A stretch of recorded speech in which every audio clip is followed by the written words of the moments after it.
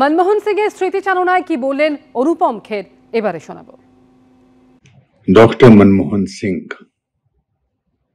deeply saddened to know about his demise. मैंने doctor Manmohan Singh की जीवन के साथ लगभग 1.5 साल गुजारा है। उनको स्टडी करते हुए, उनके कैरेक्टर को, उनके मैनरिज्म्स को। एक एक्टर जब किसी किरदार को निभाता है तो उसके फिजिकल एस्पेक्ट को तो स्टडी करता ही है, लेकिन to portray a character truthfully, you have to go inside the person. Dr. Manmohan Singh was inherently a good man. Gentle, bright, brilliant, kind. अगर मुझे अपनी जिंदगी के 3 या 4 किरदार चुनने हैं जो मुझे लगता है मैंने बड़े ट्रूथफुली किए हैं, तो उसमें से accidental prime minister will be one of the films. उनकी सबसे खूबसूरत क्वालिटी थी उनकी सुनने की शक्ति। शायद उनके कार्यकाल में ऐसी चीजें हुई जो कंट्रोवर्शियल थी, मगर वो एज एन इंडिविजुअल ईमानदार भी थे और इकोनॉमी के लिए, उन्होंने देश की इकोनॉमी के लिए बहुत काम किया था। কার্যত দেউলিয়া হয়ে যাওয়া একটি দেশের অর্থনীতিকে নতুন দিশা দেখিয়েছিলেন। মৃদুভাষী মনমোহন সিংয়ের হাত ধরেই বিপ্লব এসেছিল ভারতীয় অর্থনীতিতে। মনমোহন সিংয়ের আর্থিক উদারীকরণের সমালোচনা করলেও সকলেই এক বাক্যে স্বীকার করেন যে মনমোহন সিং না থাকলে ভারতীয় অর্থনীতি অসম্পূর্ণই থেকে যেত। নরেন্দ্র মোদী মৌনী মোহন বলে তাকে কটাক্ষ করতেন, কিন্তু তার গুণমুগ্ধরা বলেন নীরব থেকেও কিভাবে বলিষ্ঠ পদক্ষেপ নিয়ে দেশকে আক্ষরিক অর্থে বিশ্বগুরু করা যায় তার বিরল উজ্জ্বল দৃষ্টান্ত হলেন মনমোহন সিং। ছোট্টবেলায় মা হারা, দাদু ঠাকুমার কাছে বড় হওয়া, হতদরিদ্র পরিবার থেকে উঠে আসা এক শিখ সন্তান স্বপ্ন দেখেছিলেন দেশকে সমৃদ্ধশালী করে তোলার, যার কিছুটা বাস্তবায়িত করতে সক্ষমও হয়েছেন তিনি। এলটিটির আত্মঘাতী জঙ্গিদের হাতে রাজীব গান্ধীর হঠাৎ নিহত হওয়ার পর প্রধানমন্ত্রীর চেয়ারে বসার সুযোগ পান রাজনীতি থেকে প্রায় অবসর নেওয়া পিভি নরসিমহা রাও। ভারতীয় অর্থনীতির ইতিহাসে সে এক ভয়ঙ্কর সংকটজনক সময়। কার্যত সবাইকে চমকে দিয়ে রাজনীতিতে নভিশ আদ্যন্ত পড়াশোনার জগতের মানুষ মনমোহন সিংকে অর্থমন্ত্রী করে পথ চলা শুরু করলেন পিভি। 1991 সালের 21শে জুন প্রধানমন্ত্রী হিসেবে শপথ নেন তিনি। এরপর তিনি ও তার অর্থমন্ত্রী আর্থিক সংকট কাটানোর পন্থা খুঁজতে শুরু করলেন। আর বৈঠকে বসে দুজনে দেখলেন দেশ তখন খাদের কিনারায়। বিদেশের পাওনা মেটাতে গিয়ে নাজেহাল ভারত, নুন আনতে পান্তা ফুরোনোর মতো অবস্থা। সংকটের শুরুটা হয়েছিল নরসিমহা রাওয়ের আগের প্রধানমন্ত্রী চন্দ্রশেখরের আমলে। অর্থনৈতিক সংকট মোকাবিলায় চন্দ্রশেখরকে দেশের সঞ্চিত সোনা বন্ধক রেখে ঋণ নেওয়া এবং উপসাগরীয় যুদ্ধের জন্য মার্কিন বিমানকে তেল ভরতে ভারতের বিমানবন্দর ব্যবহার করার অনুমতি দিতে হয়েছিল। এরপর প্রধানমন্ত্রী হলেন নরসিমহা রাও। দেখা গেল ভারতের বিদেশি মুদ্রার সঞ্চয়ের ভান্ডার 1991 সালের জুনে দাঁড়িয়েছে $1124 মিলিয়ন।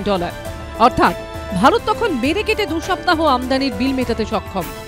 শেষ অবধি টাকার অবমূল্যায়নের পথে হাঁটলেন নরসিমহা রাও ও মনমোহন সিং। সরকারি সিদ্ধান্তের সমালোচনায় মুখর হয়ে উঠল বিরোধীরা। কেউ বললেন মনমোহন সিং আমেরিকার দালাল, কেউ বললেন বিশ্বব্যাংকের এজেন্ট। আওয়াজ উঠল IMF এর নির্দেশে চলছেন দেশের নবনিযুক্ত অর্থমন্ত্রী। কিন্তু মনমোহন সিং বললেন সবুরে মেওয়া ফলবে, পদক্ষেপের সুফল পাবেই ভারতীয় অর্থনীতি। আর এই সংকটজনক অবস্থায় আগাগোড়া মনমোহন সিং পাশে পেয়েছিলেন নরসিমহা রাওকে। সংখ্যালঘু সরকারের মাথা হওয়া সত্ত্বেও সরকার টিকবে না পড়বে তা নিয়ে মাথা ঘামানোর পরিবর্তে ভারতীয় রাজনীতির চাণক্য বলে পরিচিত এই তেলেগু ব্রাহ্মণ সন্তান মনমোহন সিংকে শুরু থেকে সমর্থন করেছিলেন। এ প্রসঙ্গে পরবর্তীকালে মনমোহন সিং নিজে বলেছিলেন, নরসিমহা রাওয়ের অতীতের রেকর্ড দেখে আমার কখনোই মনে হয়নি তিনি আর্থিক উদারীকরণের পথে হাঁটবেন, কিন্তু পরে তাই হয়েছিল এবং তিনি আগাগোড়া আমার পাশে ছিলেন। এরপরেরও সেই ঐতিহাসিক দিন, তারিখটা ছিল 24শে জুলাই 1991। ভারতীয় অর্থনীতির এক নতুন ভোরের সূচনা হয়েছিল মনমোহন সিংয়ের হাত ধরে।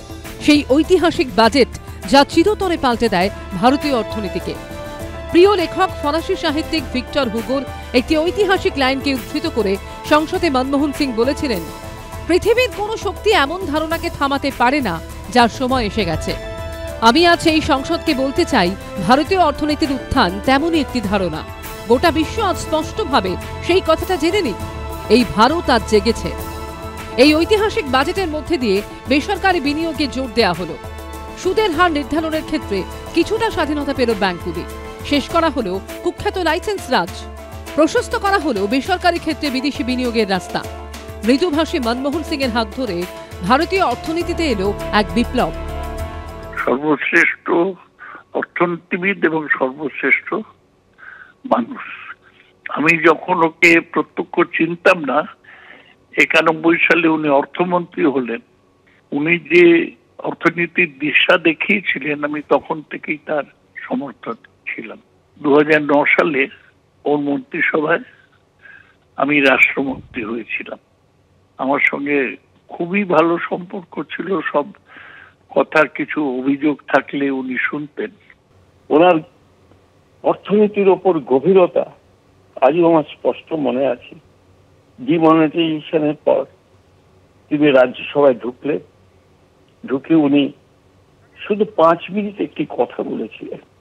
এই ডিমনিটাইজেশনের ফলে ভারতবর্ষের জিডিপি গ্রোথ 2% কমে যাবে। অবাক হয়ে গিয়েছিল সারা বিশ্বের মানুষ। কি করে এই নিখুঁত ক্যালকুলেশন তিনি বললেন, সত্যি সত্যিই তাই কমে গিয়েছিল। মুক্ত অর্থনীতি, বেসরকারীকরণ, বিশ্বায়ন, এরকম একাধিক শব্দের সঙ্গে পরিচয় ঘটল ভারতবাসীর। বিদেশিদের জন্য ধাপে ধাপে বিনিয়োগের দরজা খুলতে শুরু করলো। ধীরে ধীরে হাত হয়ে গেল গোটা বিশ্বের কাছে ভারতীয় অর্থনীতির দরজা। তার সুফল ভারতীয় অর্থনীতি পেয়েছে। আবার মনমোহন সিং এর আর্থিক উদারীকরণের এই রাস্তার বহু সমালোচনাও হয়েছে, কিন্তু একটি বিষয়ে তার ঘোর সমালোচকরাও স্বীকার করেন যে মনমোহন সিং বিনা ভারতীয় অর্থনীতি অসম্পূর্ণই থেকে যেত।